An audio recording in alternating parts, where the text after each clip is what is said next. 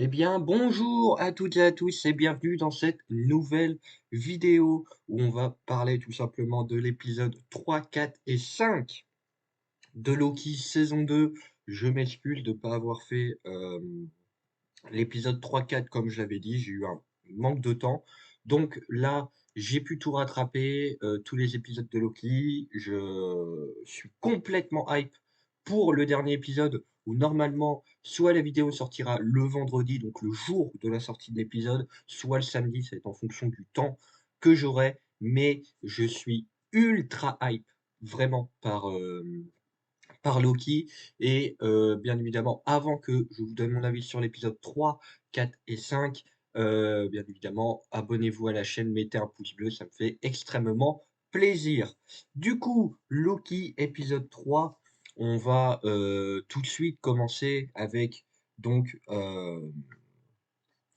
du coup entre Miss Minute et Ravonna Renslayer, bien évidemment. Ravonna, donc on les retrouve dans un vieux Chicago où tout simplement elle va laisser à un jeune Kang, alors je l'appelais Kang parce que j'oublie toujours son nom, donc je l'appelais Kang, le variant de Kang, voilà, un Kang jeune, donc à lui, à Victor, je crois, Tamlis, c'est tout simplement un manuel de TVA, et donc pour un peu l'inciter, on va dire, à créer tout ça. Donc, qui fait partie d'un plan que Miss Minute met en place et que celui qui voit tout lui a confié. On retrouve aussi donc Loki et Mobius en 1893 à la foire de Chicago. Euh, c'est Les décors sont assez cool, mais je m'attendais quand même à mieux. Loki nous a quand même donné mieux, je trouve, en termes de décors, et c'est un peu ma déception. J'y reviendrai un peu à la fin globalement de cette vidéo, mais les décors dans la saison 2, bah, en fait, c'est un peu toujours les mêmes, et je trouve qu'ils ont du mal à se diversifier. Je les trouve un peu moins cool, sauf dans le dernier épisode, dans l'épisode 5. Sinon, le reste, c'est vraiment pas terrible. Et je trouve ça vraiment dommage, alors que c'était l'une des forces de la saison 1. Et donc, on retrouve bien évidemment Kang. Il le retrouve donc, comme on l'avait vu dans le trailer, à un genre de spectacle. Et en gros, il fait la présentation d'un mini cœur qu'ils essayent donc d'empêcher d'exploser. Et j'adore ce personnage de Kang. J'adore ce variant. Jonathan Major, putain, qu'est-ce qu'il joue bien. Et j'espère que c'est faux, parce qu'il joue trop bien. J'espère que voilà, tout ça c'est faux, que mais si c'est vrai, bien évidemment, il faut l'enlever du MCU. Il faut voilà, le virer si les condamnations sont avérées. Mais putain, qu'est-ce qu'il joue bien! Il arrive à tout faire, c'est incroyable. J'adore ce personnage vraiment de, de Victor. Euh, il est vraiment, vraiment cool. Et en plus, il est un peu l'arnaqueur, un peu mal à l'aise. Et sauf que tu le sens, il est un peu mal à l'aise avec les autres, mais tu le sens qu'il est vraiment d'une grande intelligence, qui peut te niquer à tout moment. Et je trouve que ça, on arrive vraiment à le ressentir dans le jeu de Jonathan Major, de Major. Et donc, il arrive à embaumer les gens. On a Sylvie donc, qui arrive aussi pour essayer de le tuer en étant dans, euh, dans la grande roue. Par exemple, vous voyez cette scène de la grande roue, en fait, on a un peu du mal à se la situer parce que c'est filmé vraiment que l'intérieur de la cabine, on voit pas trop l'extérieur, ce que je trouve dommage, mais c'est pour éviter de faire des gros plans et donc des FX. Mais je trouve ça un peu dommage. Sylvie arrive pour le tuer.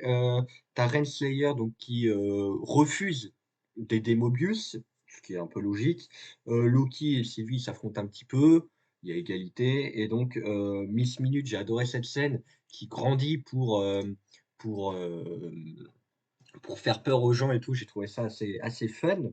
Kang, lui, donc, il montre une expérience et euh,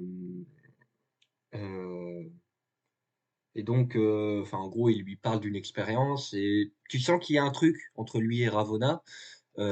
Tu sens que voilà et ça plaît pas à Miss Minute et ça, j'ai trouvé ça génial de voir cette Miss Minute un peu folle, un peu extrêmement jalouse et on va le voir ça encore plus dans l'épisode 4, mais complètement voilà un peu tarée et complètement hyper jalouse, en ce qui concerne, en ce qui concerne Kang, même si ça va un peu changer.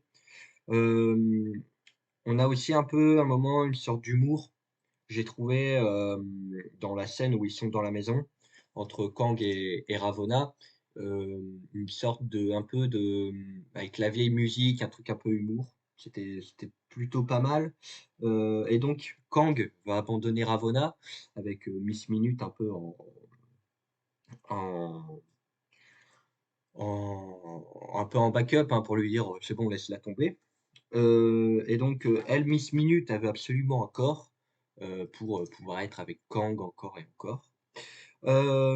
Sylvie arrive donc et bah, décide de ne pas tuer Kang, ce qui est à peu près logique à l'histoire.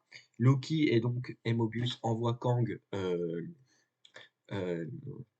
pardon, envoient Kang, bah, avec eux dans le TVA et Sylvie, elle, va attaquer Ravonna et l'envoie à la fin des temps avec le cadavre du Kang de la saison 1, donc de celui qui voit tout.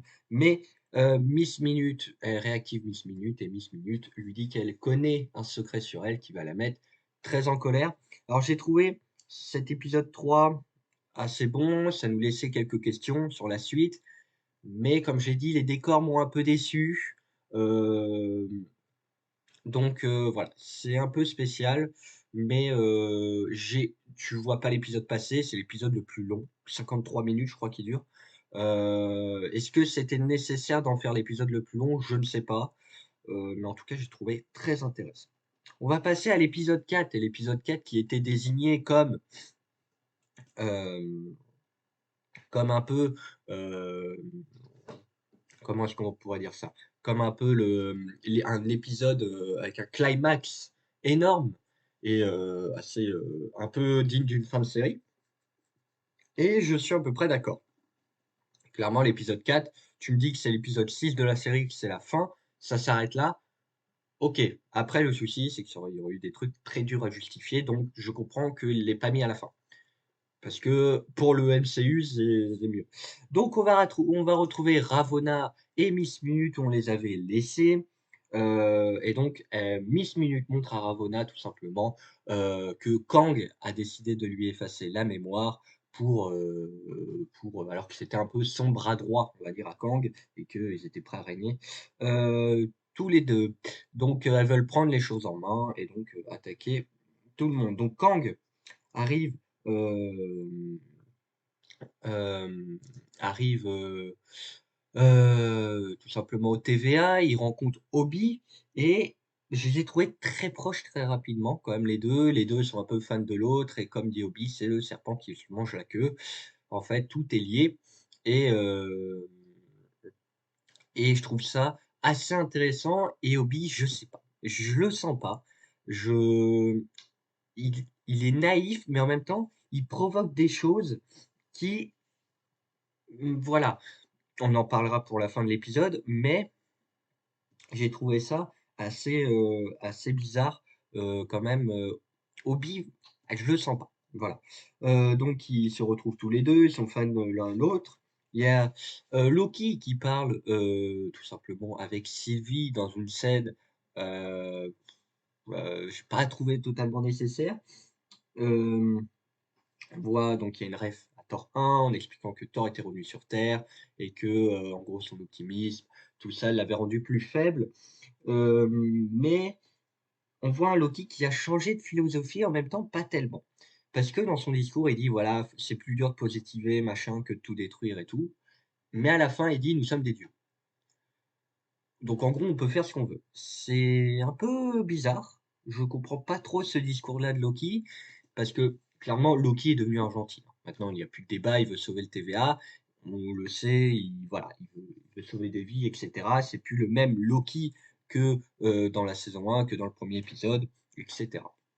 Mais Mais il a quand même, tu vois, ce petit côté encore un peu espiègle, un peu, à Loki, hein, de toute façon, il l'a toujours été. On a, donc voilà, on a un peu cette discussion que j'ai trouvée un peu bizarre et mmh, bizarre dans l'écriture. Donc à voir si ça donne quelque chose, mais ça a pas l'air de mener à quelque chose. On a donc aussi Ravonna, qui est donc, de retour, dans la prison du TVA, où il y a donc les rebelles de l'épisode 1, hem, qui voulaient détruire toutes les branches, donc qui y sont emprisonnés, et elle décide tout simplement de les tuer, sauf, Brad ou X5,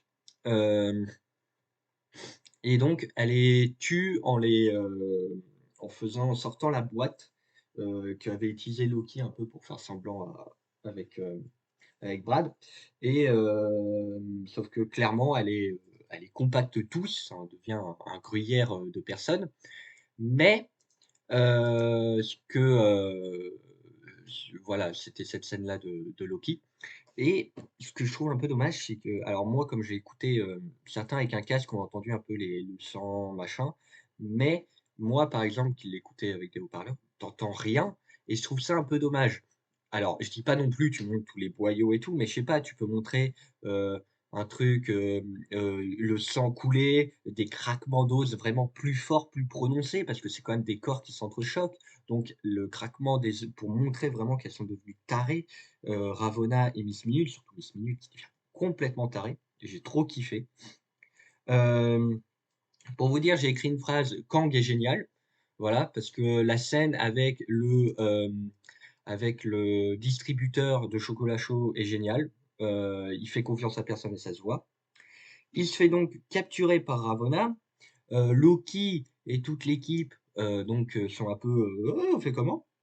Hem On voit donc aussi Loki qui finit par tuer Loki comme il l'avait vu dans l'épisode 1 dans son rêve. Pas tout compris, mais s'il y en a qui en commentaire le savent, merci de m'expliquer. Peut-être j'ai un peu mal suivi, c'est pas improbable, mais je sais qu'on voyait ça dans son rêve, dans l'épisode 1, mais ouais, c'est un peu bizarre et un peu compliqué. Hem, on a donc, Miss Minute qui va disparaître après, donc un redémarrage du système, donc qui fait disparaître Miss Minute, qui clairement, est complètement taré. Et donc ça va permettre à Loki d'utiliser la magie, et quand ils ont dit ça, je me suis dit: «Ah, on va peut-être voir un petit truc», et en fait, c'est juste Sylvie qui vient manipuler, Brad pour que, bah, tout simplement, il fasse disparaître, Ravonna. J'ai trouvé ça un peu dommage qu'on voit pas assez la magie de Loki. Après, c'est ça, c'est peut-être j'aurais peut-être préféré qu'il y ait un peu plus de monde avec Ravonna qui décide de s'allier à elle pour un peu faire un combat un peu, Loki, les 2 Loki contre les, 5-6 mecs, voilà de Ravonna, pour un peu voir un peu de la magie de Loki parce que je trouve qu'on la voit pas assez. Mais on a compris dès le premier épisode que Loki était beaucoup plus puissant qu'avant.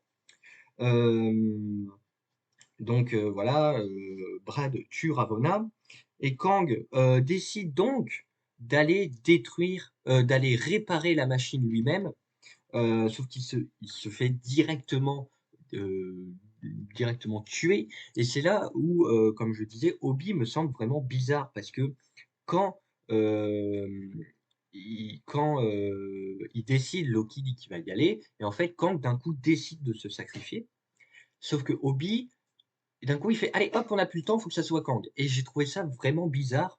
Alors, ils avaient vraiment plus le temps, mais je trouve ça vraiment bizarre, et donc le cœur explose, et voilà, c'est vraiment la fin de l'épisode qui se termine comme ça, avec donc la face de Loki qui se fait illuminer, on dirait Oppenheimer, voilà. Mais la fin, voilà, cet épisode, vraiment une fin de saison, ça laisse du suspense, est-ce que ça va avoir un impact?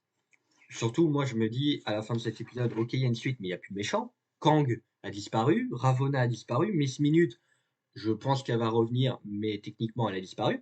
Donc c'est assez bizarre, et donc dans l'épisode 5 de Loki, Donc dans cet épisode 5 il y a des scènes que j'ai trouvées magnifiques, je vais revenir dessus. Loki donc se retrouve au même endroit, mais tout seul, au TVA tout seul, comme si un peu rien ne s'était passé, mais il y a donc plus personne au TVA. Il a une nouvelle errance temporelle à lui, donc qui lui vient et hem et du coup, donc tout commence à disparaître comme on peut le voir sur la photo du TVA, tout commence et ces scènes-là, je trouve ça magnifique. Le fait de créer des petits fils pour que ça disparaisse, je trouve ça magnifique. Hem et donc on se retrouve, à Alcaraz, donc avec, j'ai oublié son nom, mais celui-là qui en habite prisonnier sur la photo, j'oublie son nom à chaque fois. Et donc il s'enfuit d'une prison. On est, donc bien évidemment sur la Terre. Loki donc il va à plein d'endroits différents et en fait on va retrouver chaque personnage à des époques différentes. Mobius en vendeur de jet ski sur un jet ski, ça fait kiffer. Voilà, c'est ce qu'on attend plus que The Marvels. Ah oui et The Marvels, j'irai pas le voir. Là, je vous le dis direct, The Marvels, c'est pas du tout ma priorité, donc je n'irai pas le voir. Obi, donc lui, est écrivain de science-fiction, mais aussi scientifique et il explique à Loki tout simplement qu'il doit apprendre à gérer son errance temporelle, que c'est peut-être la clé. Alors on a toute cette scène où Loki essaye, bon, on l'a vu 155 fois cette scène, on l'a vu dans plein de films, bon, allez si vous voulez, c'est pas grave, on prend. Et donc il n'y arrive pas et décide de rassembler l'équipe pour, faire une forme de, en gros pour, c'est quoi rassembler un peu le truc du temps? En gros, c'est, tous ceux dont il a besoin. Loki donc va donc donner le carnet du TVA à Obi. C'est encore une fois le carnet que Obi a écrit, que Loki lui donne, c'est un peu ambigu, mais on sent que Loki, quand même, il est à la base de beaucoup de choses et donc Loki va retrouver une nouvelle fois Mobius. Ce qui est marrant, c'est le rassemblement de l'équipe. On dirait ils en font des tonnes, on dirait que c'est les Avengers, les mecs. C'est génial. Alors que c'est des personnages, comment on va dire? Moins mythiques que les Avengers, mais tu t'y es autant attaché. Enfin, tu t'y es attaché, voilà. Mais cette scène, j'ai trouvé un peu cheap. Donc Loki décide d'aller chercher Sylvie, mais elle ne veut pas du tout recréer le TVA et l'aider et surtout, elle oblige Loki à dire qu'il veut retrouver ses amis, il ne veut pas être seul et donc il revient et leur demande tout simplement de rentrer, qu'ils abandonnent la mission et là, tout commence à disparaître et j'ai trouvé cette scène-là, avec Sylvie, la musique et là, tout qui disparaît. J'ai trouvé ça magnifique. C'est génial. Cette scène-là, elle est vraiment superbe et honnêtement, voilà, c'est pour le moment la meilleure scène de la saison 2 all time. De la saison 2, hein, de loin et de très, très loin, j'ai trop kiffé cette scène. Et donc Loki arrive enfin à contrôler son errance temporelle, heu et donc ça se termine comment? Il parvient à contrôler son errance temporelle et putain, j'ai complètement oublié comment ça se terminait, je suis désolé. Oh, j'ai un trou de mémoire. Bref, donc il contrôle, son, errance temporelle et vivement l'épisode 6. J'ai complètement oublié, merde. Comment ça se passe? Je sais plus. Non, là, je suis oh putain, j'ai un trou de mémoire. Ah pardon. Oh là, je me suis ouais. Bref, en tout cas, le dernier épisode, je pense, est très prometteur. Loki, pour moi, avec son errance temporelle, devient un peu maître du temps et il va devenir celui qui demeure. Pas pour y rester longtemps. Kang prendra sa place. Il va y avoir un truc parce que faut un ennemi final, faut, une scène, je pense, de combat. On n'a pas eu ça dans cette saison 2. Si c'est la scène de la saison 1, du premier épisode, lol. Mais ouais, c'est l'épisode 5 qui est peut-être mon épisode préféré parce que voilà, dans les personnages un petit peu, Mobius, l'acteur joue trop bien, c'est toujours aussi cool. Heu, déjà on a plus de décors, ça change un peu du TVA, on change un peu de décor, il y a cette scène magnifique. Donc vivement le dernier épisode. Donc voilà, je voulais sortir un peu cette vidéo avant le dernier épisode. J'ai de grosses attentes pour ce dernier épisode, on va pas se mentir. Je pense qu'il peut être exceptionnel et j'espère que voilà, ça va être très, très bien, mais j'ai pas trop de doutes là-dessus et voilà, Loki, cette saison 2 et est-ce que je dirais qu'elle est inférieure à la saison 1? Elle est différente de la saison 1, où la saison 1 clairement se concentrait plus sur les personnages, clairement parce que là la relation entre Loki et Sylvie, elle est pas, heu, elle est pas, énormément développée. Tu sens que ça manque de comment on va dire?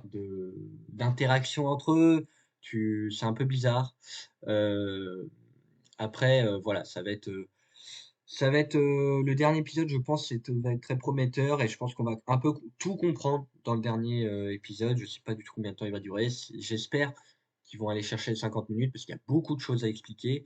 Mais clairement, Loki, comme j'ai mis dans la Minia, pour moi, va devenir le personnage le plus important du MCU. Il l'est quasiment déjà parce que pour moi, en étant dans la TVA, en étant si proche de Kang et en combattant autant Kang, enfin celui qui demeure, comment dire? Je pense vraiment qu'il a un rôle hyper important et que, il serait temps que un peu de tout ça, de tout emboîter, dans le MCU pour un peu avancer dans cette saga du multivers et voilà. En tout cas, bah, j'espère que cette vidéo vous aura plu, n'hésitez pas donc à vous abonner, à mettre un pouce bleu, à activer la cloche. Voilà, peut-être la review de chaque épisode était pas assez longue ou voilà, j'ai passé quelques détails, mais je voulais vraiment vous donner mon avis sur tout ça avant le dernier épisode de Loki et voilà, on se retrouve donc très, très vite, sans doute pour le dernier épisode de Loki et puis, bah, moi je vous dis à la prochaine, abonnez-vous, mettez un pouce bleu et si vous êtes perdu, vous êtes les bienvenus au coin perdu.